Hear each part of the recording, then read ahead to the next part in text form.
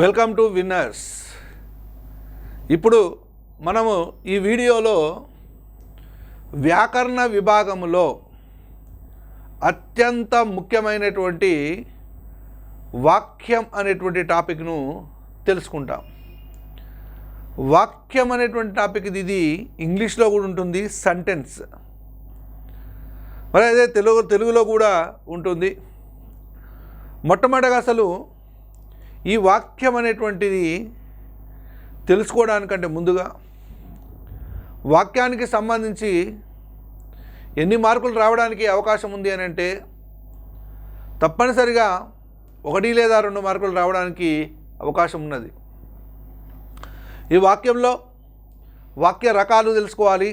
సామాన్య వాక్యం, సంశిష్ట వాక్యం, సంయుక్త వాక్యం, దాంతోపాటు ప్రత్యక్షానుకృతి వాక్యం, పరోక్షానుకృతి వాక్యం, డైరెక్ట్ ఇండైరెక్ట్ స్పీచ్, కర్తరీ వాక్యం, కర్మణీ వాక్యం, active voice to passive voice. Next వాక్య భేదాలు అనేటువంటి టాపిక్ తెలుసుకోవాలి. అంటే మొత్తం మీద ఇక్కడ మనకు 4 అంశాలను ఇక్కడ తెలుసుకోవాల్సినటువంటి అవసరము ఉన్నది. వాక్య రకాలు, ప్రత్యక్షానుకృతి, పరోక్షానుకృతి వాక్యము, కర్తరీ వాక్యము, కర్మణీ వాక్యము, అదేవిధంగా వాక్య భేదాలు అనేటువంటి అంశాన్ని మనము తెలుసుకోవాల్సినటువంటి అవసరము ఎంతైనా ఉన్నది. దానిలో ముందుగా వాక్యం గురించి ఇంట్రడక్షన్ చేసుకుందాము. అసలు వాక్యం అనేటువంటి పదము ఎక్కడి నుంచి ఉద్భవించింది అని చూసినట్లయితే వాక్యము వచ్ అనే సంస్కృత ధాతువు నుంచి ఉద్భవించింది. వచ్ అనే సంస్కృత ధాతువు నుంచి ఉద్భవించింది. అంటే వచ్ అంటే అర్థం ఏందనంటే వచించునది అని అర్థం. వచించునది అని అంటే ఏంది? చెప్పునది.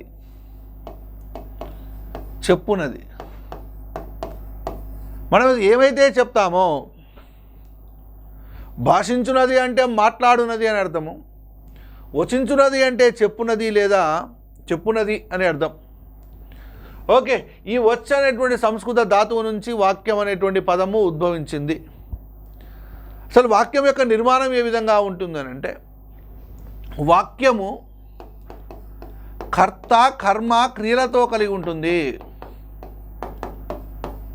కర్త, కర్మ, క్రియ. కర్త, కర్మ, క్రియలతో కూడుకున్నటువంటిది వాక్యం. కర్త, కర్మ, క్రియ, this is the syntax form of వాక్యము.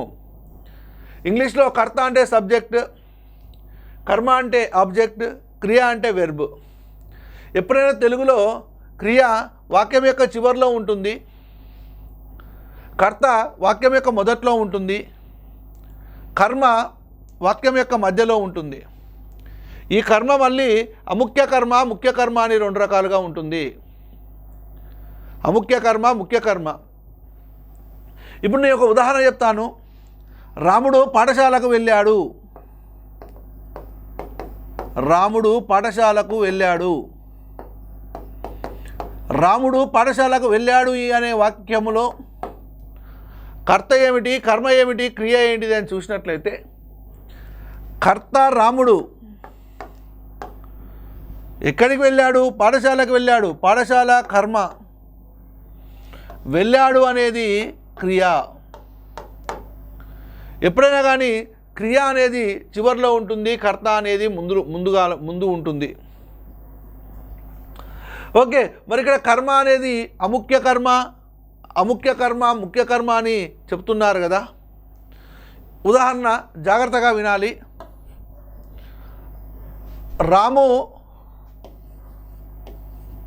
రాము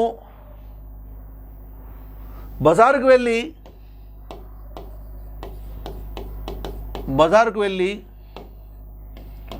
కూరగాయలు కొన్నాడు.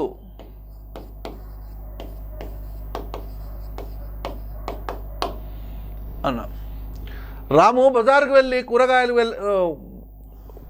కొన్నాడు అని చూసినట్లయితే ఇక్కడ రాము అనేది కర్త, బజార్ అనేది కర్మ, కూరగాయలు అనేది కూడా కర్మనే, కొన్నాడు అనేది క్రియ. ఇందులో ఏం కొన్నాడు? కూరగాయలు కొన్నాడు. కాబట్టి ఏదైతే అతను కర్త యొక్క పని జరిగిందో, ఏదైతే కర్త యొక్క పని జరిగిందో అది ముఖ్య కర్మ. దిస్ ఈజ్ ద ముఖ్య కర్మ. బజారుకు వెళ్ళడం అనేటువంటిది అముఖ్య కర్మ.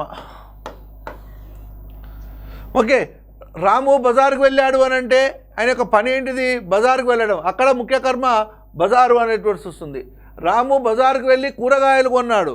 ఇక్కడ కూరగాయలు అనేటువంటిది ఆయన యొక్క కర్మ కాబట్టి, ఆయన యొక్క పని కాబట్టి ఈ కూరగాయలు అనేది ముఖ్య కర్మ అవుతుంది, బజార్ అనేది అముఖ్య కర్మ అవుతుంది.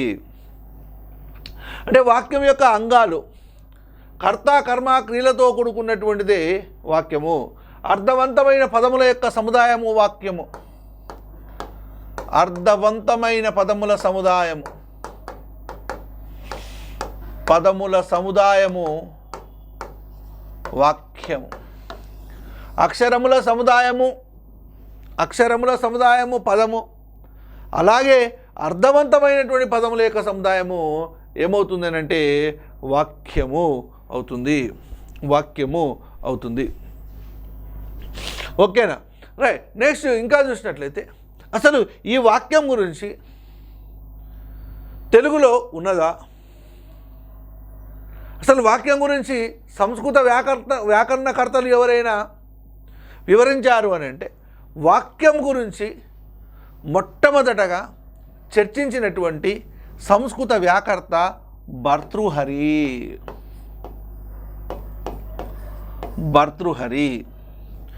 వాక్యం గురించి మొట్టమొదటగా చర్చించినటువంటి సంస్కృత వ్యాకర్త భర్తృహరి. మరి అదేవిధంగా తెలుగులో ఎవరు అని చూసినట్లయితే, తెలుగు వాక్యం అనేటువంటి అంశం మీద పరిశోధన చేసినటువంటి వ్యక్తి చేకూరి రామారావు.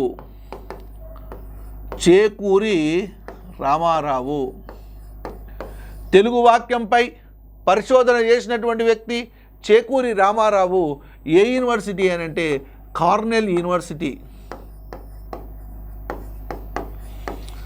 ఈ కార్నెల్ యూనివర్సిటీలో తెలుగు వాక్యం అనేటువంటి అంశం మీద పరిశోధన చేయడము జరిగింది. ఇప్పుడు బాల వ్యాకరణము, ప్రౌఢ వ్యాకరణం అని రెండు ఉంటాయి. బాల వ్యాకరణాన్ని రాసినటువంటి వ్యక్తి ఏమో పరవస్తు చిన్నయ్య సూరి, ప్రౌఢ వ్యాకరణాన్ని రాసినటువంటి వ్యక్తి ఏమో బహుజనవల్లి సీతారామాచార్యులు. ప్రౌఢ వ్యాకరణము బహుజనవల్లి సీతారామాచార్యులు,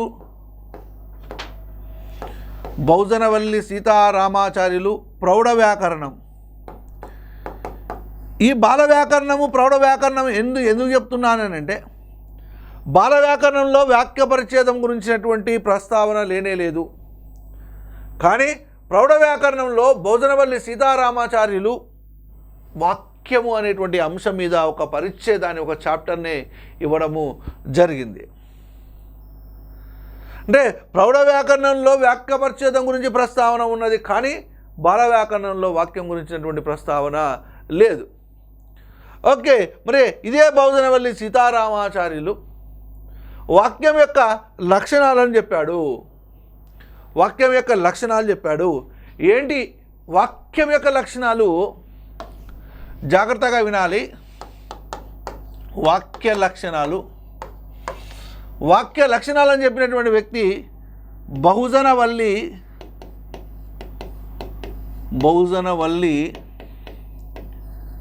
సీతారామాచార్యులు. వాక్యానికి మూడు లక్షణాలు ఉంటాయని చెప్పాడు. ఒకటి యోగ్యత, రెండు ఆసక్తి, మూడు ఆకాంక్ష. యోగ్యత, ఆసక్తి, ఆకాంక్ష. ఆసక్తి కాదండి, ఆసక్తి. చాలా వరకు అనుకుంటారు ఇక్కడ ఆసక్తి ఉండాలి, కానీ ఆసక్తి అని ఏదైనా ప్రింట్ మిస్టేక్ పడ్డదా అని అనుకుంటారు, కానీ కాదండి. యోగ్యత, ఆసక్తి, ఆకాంక్ష, ఈ మూడు లక్షణాలు ఉండాలని చెప్పినటువంటి వ్యాకరణకర్త, లక్షణకారుడు, అంటే వ్యాకరణకర్త అంటే కరెక్ట్, బహుజనవల్లి సీతారామాచార్యులు. ఎక్కడ చెప్పాడు అని అంటే ప్రౌఢ వ్యాకరణంలో చెప్పాడు. అడుగుతాడు బిట్, ఈ కింది వాటిలో వాక్య లక్షణము ఏది? ఆప్షన్ 1 యోగ్యత, ఆప్షన్ 2 ఆసక్తి, ఆప్షన్ 3 ఆకాంక్ష, ఆప్షన్ 4 పైవన్నీ. ఆన్సర్ వచ్చేసి పైవన్నీ. ఈ 3 లక్షణాలు బోధనవెల్లి సీతారామాచార్యులు చెప్పారు. మరి ఒక్కొక్క లక్షణం గురించి తెలుసుకుందాము. ముందుగా యోగ్యత. యోగ్యత అంటే పదాలు అర్థాల పరస్పర సంబంధంలో బాధ లేకుండా ఉండడాన్ని యోగ్యత అంటారు. ఇప్పుడు ఒక వాక్యం ఉన్నది, ఏదైనా ఒక వాక్యం ఉంటుంది. ఈ వాక్యంలో కొన్ని పదాలు ఉంటాయి, ఆ పదాలకు అర్థాలు ఉంటాయి. ఈ పదాలకు అర్థాలకు మధ్య పరస్పర సంబంధంలో ఎలాంటి బాధ లేకుండా ఉండడాన్ని ఏమంటారు అని అంటే యోగ్యత అని అంటారు. ఇప్పుడు ఒక ఉదాహరణ చెప్తున్నాను. నీటిచే తడుపుచున్నాడు అనేది ఉదాహరణ. నీటిచే తడుపుచున్నాడు.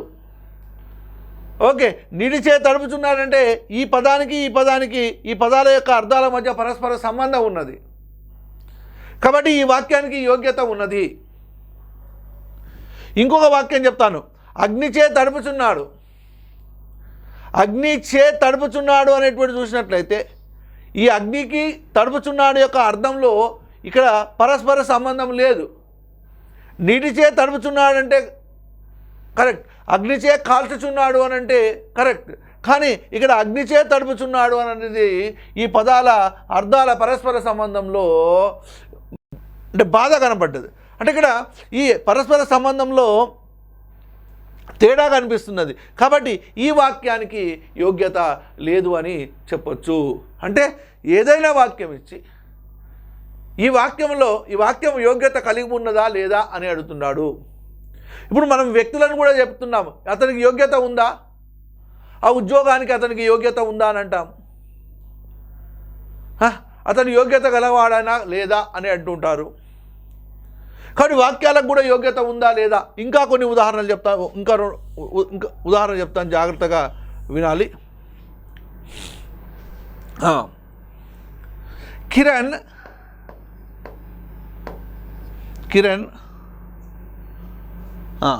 కిరణ్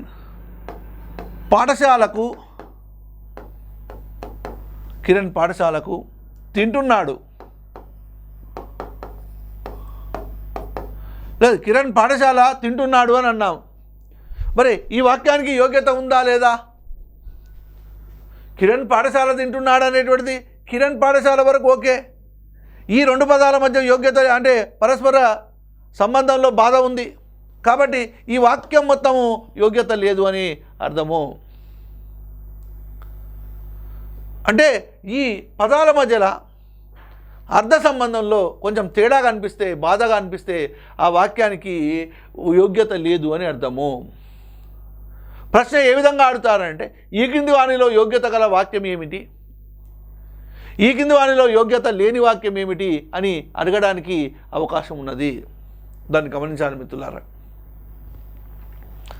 ఓకేనా? రైట్. నెక్స్ట్ యోగ్యత అంటే మళ్ళీ ఒకసారి చెప్తా చూడండి. పదాల అర్థాల పరస్పర సంబంధంలో ఎటువంటి బాధ లేకుండా ఉండడాన్ని యోగ్యత అంటారు. పదాల అర్థాల పరస్పర సంబంధంలో ఎటువంటి బాధ లేకుండా ఉండడాన్ని ఏమంటారంటే యోగ్యత. ఈ యోగ్యత అనేటువంటి లక్షణం ఉండాలి అని చెప్పినటువంటి వ్యక్తి బోధనవెల్లి సీతారామాచార్యులు. ఓకే, ఇంకొకటి చూద్దాం. రెండవది ఆసక్తి. పదాలను వ్యవధానం లేకుండా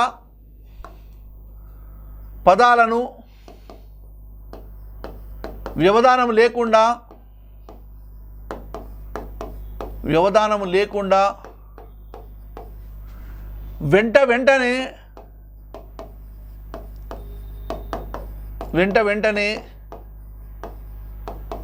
ప్రయోగించడాన్ని ఆసక్తి అంటారు.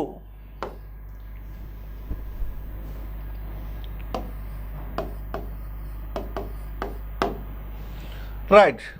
పదాలను వెంటనే వ్యవధానం లేకుండా వెంటనే అనమాట, వ్యవధానం లేకుండా వెంటనే ప్రయోగించడాన్ని ఏమంటారనంటే ఆసక్తి అంటాం. ఈరోజు పాఠాన్ని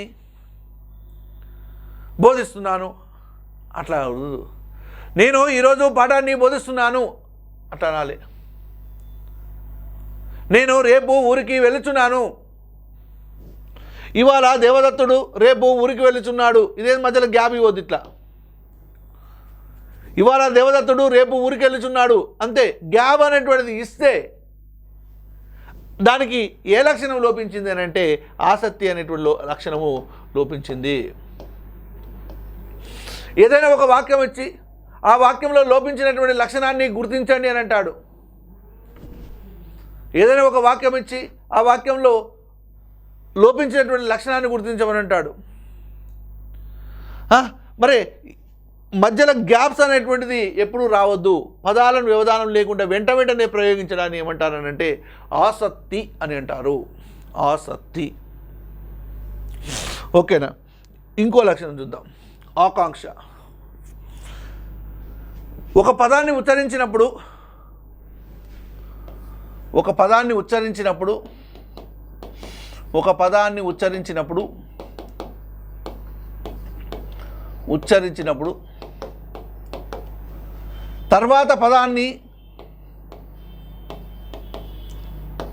తర్వాత పదాన్ని తెలుసుకోవాలనే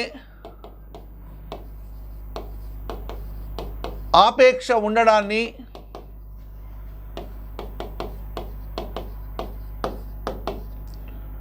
ఆకాంక్ష అంటారు. ఆకాంక్ష అంటే కోరిక. రైట్. ఏదైనా ఒక పదాన్ని ఉచ్చరించినప్పుడు తర్వాత పదాన్ని తెలుసుకోవాలనేటువంటి ఆపేక్ష, ఆకాంక్ష, డిజైర్ ఉండడాన్ని ఏమంటారు అని అంటే ఆకాంక్ష. ఇప్పుడు ఒక పదం చెప్పాను, గోవు అని అన్నాడు. ఏమైంది గోవుకి ఏమైంది అనేటువంటి తర్వాత పదము. నేను రేపు అని డాష్ పెట్టినా అంతే. నేను ఈరోజు ఏమైంది అని తర్వాత పదం తెలుసుకోవాలనేటువంటి ఆపేక్ష. అంటే ఏదైనా ఒక పదాన్ని, వాక్యంలో ఏదైనా ఒక పదాన్ని ఉచ్చరించినప్పుడు కానివ్వండి, రాసినప్పుడు కానివ్వండి, తర్వాత పదాన్ని తెలుసుకోవాలనేటువంటి ఆపేక్ష ఉండడాన్ని ఏమంటారు అని అంటే ఆకాంక్ష అని అంటారు. ఆకాంక్ష. రాముడు అని అన్నాం, రాముడికి ఏమైంది అని తర్వాత పదం. రాముడు పాఠశాలకు వెళ్ళాడా? రాముడు అన్నం తిన్నాడా? రాముడు పాఠాలు చదివాడా? అనేటువంటి ఆపేక్ష ఉండడాన్ని ఏమంటారు అని అంటే ఆకాంక్ష అని అంటారు. ఓకే, ఇప్పుడు ఈ మూడు లక్షణాలు, యోగ్యత, ఆసక్తి, ఆకాంక్ష. యోగ్యత అంటే పదాల అర్థాల పరస్పర సంబంధంలో ఎలాంటి బాధ లేకుండా ఉండడాన్ని యోగ్యత అంటారు. ఆసక్తి పదాలను వ్యవధానం లేకుండా వెంటనే ప్రయోగించడాన్ని ఆసక్తి అంటారు. వాక్యంలో ఏదైనా ఒక పదాన్ని ఉచ్చరించినప్పుడు తర్వాత పదాన్ని తెలుసుకోవాలనే ఆపేక్ష ఉండడాన్ని ఆకాంక్ష అంటారు. ఇవి యోగ్యత, ఆసక్తి, ఆకాంక్ష. యోగ్యత, ఆసక్తి, ఆకాంక్ష, ఇవి మూడు. ఇవి వాక్య లక్షణాలు. ఈ వాక్య లక్షణాలని చెప్పినటువంటి వ్యక్తి బహుజనవల్లి సీతారామాచార్యులు. 4-5 సార్లు చెప్పాను, జాగ్రత్తగా మీరు కాన్సన్ట్రేషన్ చేయాల్సినటువంటి అవసరం ఉన్నది.